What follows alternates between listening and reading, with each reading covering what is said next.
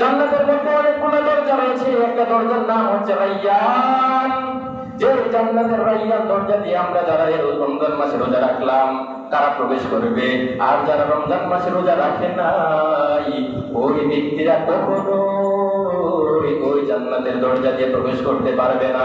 রাসূল সাল্লাল্লাহু আলাইহি ওয়াসাল্লাম বলেন, হযরত সাহাবা রাসূল সাহাবা রাদিয়াল্লাহু তাআলা থেকে বর্ণিত একটি হাদিস রয়েছে, قال رسول الله صلى الله عليه وسلم إن في الجنة بابا يقال له الريان يدخل منه الصائمون يوم القيامة ولا يدخل منه غيرهم إلى آخر الحديث।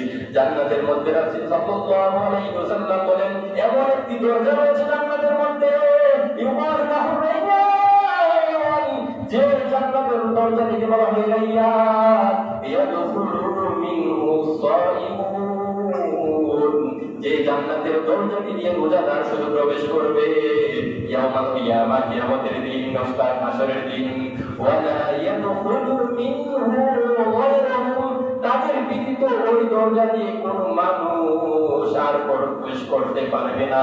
তারা যখন প্রবেশ করবে তখন আল্লাহ তাআলা ফেরেশতাদেরকে দিয়ে ওই দরজাকে বন্ধ করে দিবে। বলেন তো আমরা যারা রোজা রাখছি রমজান মাসে আমরা ভাগ্যবান, আমাদের মতো আর কোনো ভাগ্যবান আছে কি? আমরা ভাগ্যবান যাই হোক, আমি যে কোনার মধ্যে ছিলাম, যখন জান্নাতীরা